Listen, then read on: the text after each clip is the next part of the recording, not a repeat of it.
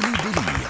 Avec vous, Marc Morandini. Voilà, on a parlé sérieusement depuis 11 h. On va s'amuser un peu avec Mathieu Ouais. Madénian et son télédire. Mais déjà, Mathieu, je suis un peu surpris que ce soit vous aujourd'hui. Parce D'habitude, que, c'est Willy le lundi. Willy a un petit problème dû au climat. D'ailleurs, je lance un appel aux auditeurs. Si vous entendez une voix stridente sous 4 mètres de neige, prévenez Europe 1. Moi, j'ai pu venir, j'ai pris un télésiège, donc c'est cool. Donc, j'ai dû regarder la télé ce week-end pour toi, c'est Jean-Marc, alors que ma copine voulait faire les courses de Noël. Je lui ai dit, écoute, hein, j'ai du boulot, faut que tu comprennes. Elle a compris. Elle m'a quitté, mais elle m'a compris. Alors, samedi soir sur Direct 8, il y avait 100% immersion au cœur du Tour de France. Pour connaître tous les secrets du Tour, on a découvert l'organisation du Tour, la caravane publicitaire, les adresses des meilleures pharmacies. C'était pas mal. Ah oui, le Tour de France, c'est ça. Ça te permet de connaître les progrès de la science, mais en matière de dopage. Je sais pas s'ils se dopent, les cyclistes, mais il y a des trucs bizarres. Alors, hier, samedi, il te montrait un coureur. En fin d'étape, il avait une gastro. Et le lendemain, il était quand même sur le vélo. Moi, quand j'ai une gastro, pendant 4 jours, pour aller de mon canapé aux toilettes, je dois ramper. Lui, il grimpe le col du Galibier en danseuse et il gagne. Apparemment, le smecta, ça lui fait pas le même effet qu'à moi. C'est clair, c'est clair. Il te montrait aussi la caravane du Tour. Alors, c'est juste avant que les coureurs passent. Tu as des camions publicitaires qui jettent des cadeaux. Enfin, des cadeaux, c'est des porte-clés cochonous et des Bob Ricard.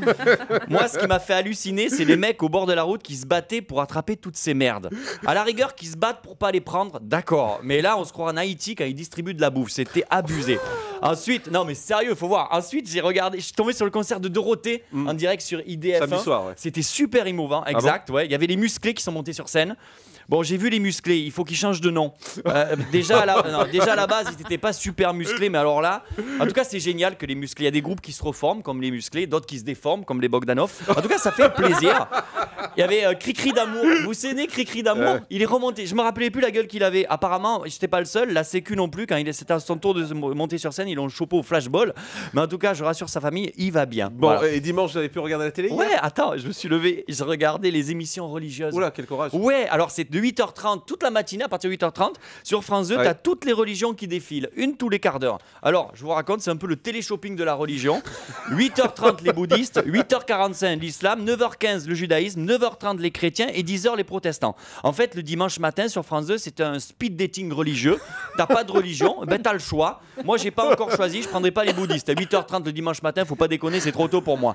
Par contre, chaque religion, là, ils mettent le paquet. Hein. Alors, ils ont tout donné, t'as des belles lumières, des belles musiques, des beaux costumes. On se croirait dans une comédie musicale de Dovatia, sauf qu'avec les religieux, la musique est quand même plus agréable à entendre. Ensuite, à 16h sur France 5, il y avait un documentaire sur Jean-Pierre Coff, homme de goût, homme de gueule. Moi, j'ai juste regardé pour les fringues. Ça me permet de régler les couleurs de ma télé. Et ensuite, sur France 3, à 17h55, il y avait Question pour un super champion. Alors, c'est comme Question pour un champion, sauf que là, tu repars avec 2 dicos. C'est quand même pas mal. Ouais. Et hier soir, il fallait pas louper sur M6 à 20h50, le grand bêtisier de Noël. Présenté par Alex Good, c'est super sympa. Je vous résume, c'est une compilation des meilleurs moments de télé de l'année, incidents techniques, fou rire et chute en direct. Sinon, mon choix pour ce soir, 20h35, il y a le Grand Bêtisier 2010, mais sur France 3 cette fois. Je vous résume, c'est une compilation des meilleurs moments de télé de l'année, incidents techniques, fou rire et chute en direct.